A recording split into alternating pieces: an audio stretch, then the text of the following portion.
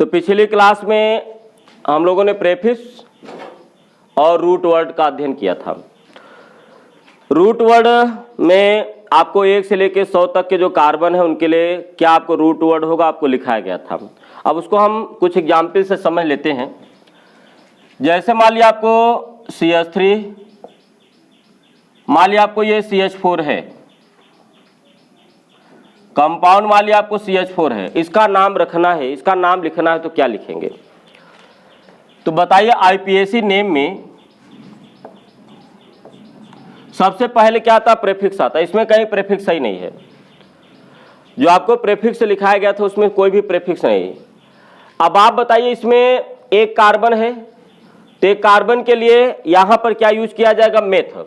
सबसे पहले prefix use किया जा, पहले प्रेफिक्स लिखा जाता, प्रेफिक्स इसमें है ही नहीं है। तो बताओ नेम में सबसे पहले प्रेफिक्स, तो प्रेफिक्स है नहीं। उसके बाद रूट वर्ड, तो रूट वर्ड में क्या होता है? कार्बन परमाणुओं की संख्या, एक ही कार्बन है तो एक कार्बन के लिए क्या यूज करेंगे? मेथ। उसके बाद फिर आते हैं प्राइमरी सफिक्स। प्राइमरी सफिक्स क्या होता है? जनक श्रृंखला में कार्बन कार्बन के बीच में बंध।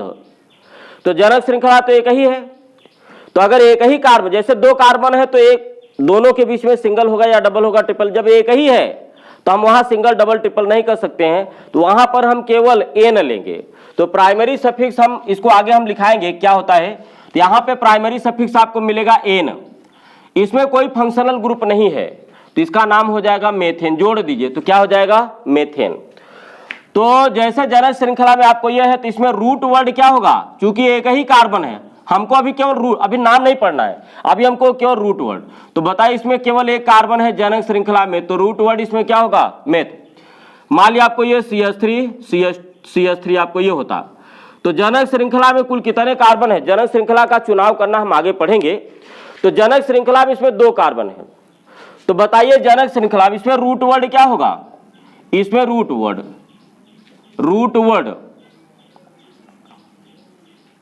ये होगा एथ। देखिए जनरल जो नेम था, खुली श्रृंखला के लिए एल्क था और बंद श्रृंखला के लिए साइक्लोएल्क। तो आपको ये खुली श्रृंखला है तो यहां पर केवल एल्क यानी एथ। मान लिया आपको ये होता CH3 CH2 CH3। मान लिया यहीं पर आपको कोई मेथिल ग्रुप जुड़ा होता, तो नंबरिंग इधर से पहला, दूसरा, तीसरा, चौथा। तो जनक श्रृंखला में कुल कितने कार्बन है? जनक श्रृंखला में 4 कार्बन है और ये खुली श्रृंखला में है, तो बता इसमें रूट वर्ड क्या हो जाएगा? 4 के लिए आपको हो जाएगा ब्यूट। इसी तरीके से अगला आपको, अब ये खुली श्रृंखला वाले यौगिक हो गए। मान लिया आपको बंद श्रृंखला हो, तो चले बंद श्रृंखला में मान लिया आपने ये ले लिया, तो बताइए बंद श्रृंखला में कुल कितने कार्बन हैं? 3 कार्बन है, तो इसमें रूट वर्ड क्या हो जाएगा? रूट वर्ड तो बंद, ध्यान रखेगा इसमें खुली, तो नंबर ये जनक श्रृंखला, इसमें जनक श्रृंखला आपको ये बंद आकृति में है, तो बताइए इसमें कुल कितने कार्बन है? 3। तो 3 के लिए आपको क्या होगा? आपको 3 के लिए प्रोप होगा, लेकिन ये तीनों बंद आकृति में है, ये हो जाएगा साइक्लोप्रोप। आप याद करिए अभी पीछे आपको लिखाया गया था खुली श्रृंखला के लिए नाम एल्क और बंद श्रृंखला के जनरल नाम क्या था? साइक्लोएल्क। इसमें साइक्लो शब्द नहीं यूज होगा, ये खुली श्रृंखला है। ये बंद श्रृंखला में तो 3 कार्बन के लिए क्या होता है? प्रोप, यानी एल के जगह पर क्या लिया गया है? एल के जगह पर लिया गया है प्रोप। लेकिन यहां पर चूंकि ये बंद श्रृंखला है तो बंद के लिए क्या यूज किया गया? साइक्लो। तो यहां पर इसके पहले क्या लगा दिया गया? साइक्लो लगा दिया। इसी तरीके से अगर ये 4 का होता तो क्या होता? रूट वर्ड इसमें। अब ये बताइए जनक श्रृंखला, तो जनक श्रृंखला में 1 2 3 4 कार्बन है, तो 4 के लिए बताइए क्या होता? ब्यूट, BUT। लेकिन ये बंद आकृति में है तो क्या होगा? इसके पहले साइक्लो लगा देंगे तो साइक्लोब्यूट। इसी तरीके से 5 रहेगा साइक्लोपेंट। तो आपको ये एग्जाम्पल आपको हो गया तो खुली श्रृंखला और बंद श्रृंखला का। अब इसके बाद हम लोग तो 2 पढ़ चुके हैं, प्रेफिक्स और रूट वर्ड। अब इसके बाद हम पढ़ेंगे प्राइमरी सफिक्स। तो तीसरा आपको रहेगा प्राइमरी सफिक्स।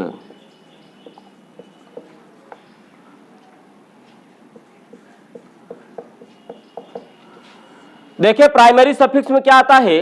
जनक श्रृंखला में कार्बन कार्बन परमाणुओं के बीच में बंध। अब वो एकल भी हो सकता है, डबल भी हो सकता है, ट्रिपल भी हो सकता है। तो primary suffix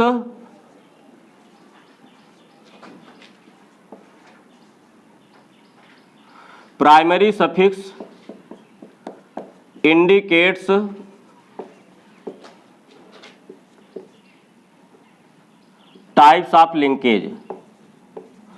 types of linkage between carbon atom in parent chain या पेरेंट रिंग।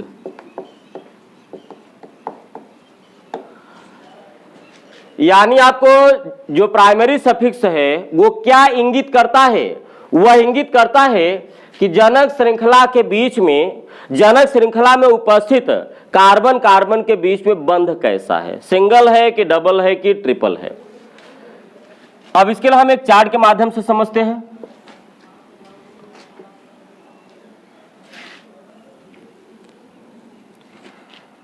इधर हम लोग सीरियल नंबर ले रहे हैं, इधर हम लोग ले रहे हैं टाइप्स ऑफ लिंकेज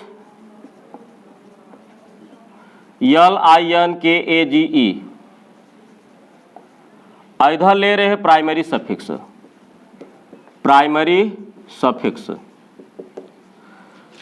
पहला हम लोग ले रहे हैं, अगर मान लिया केवल सिंगल बॉन्ड हो, कार्बनिक यौगिक में मान लिया केवल क्या है, single bond, SINGLE, single bond.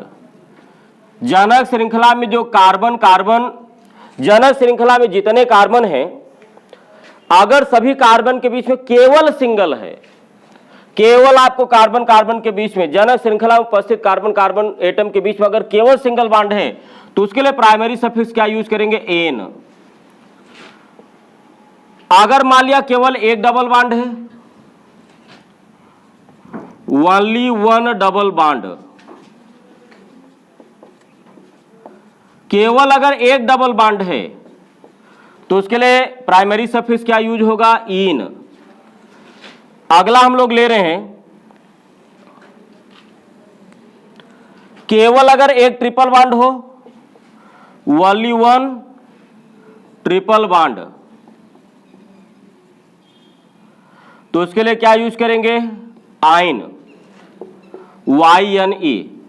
लेकिन अगर एक डबल और एक ट्रिपल हो, one double DOUBLE, double bond, and one triple bond, and one triple bond. आगे तो हम रूल आपको जनरल आपको लिखाएंगे कि अगर एक से ज्यादा डबल या ट्रिपल बॉन्ड कैसे करेंगे।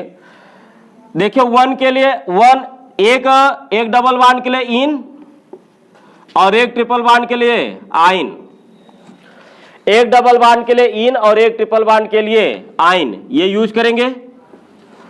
अब देखिए यहां पर ये आपको स्वर का प्रोनाउंसिएशन दे रहा है, तो इसमें ई को हटा दिया जाता है, जबकि ये व्यंजन है लेकिन ये अर्थ आइन, स्वर का अर्थ दे रहा है। तो इस ई को क्या करें, इस स्वर को हटा दिया जाएगा, तो ये हो जाएगा इन और ये आइन। हमने बीच में क्यों डैश लगा दिया, क्योंकि यहां पर आपको लोकेंट लिखा जाएगा, ठीक है। तो आपको ये हो जाएगा इन आइन।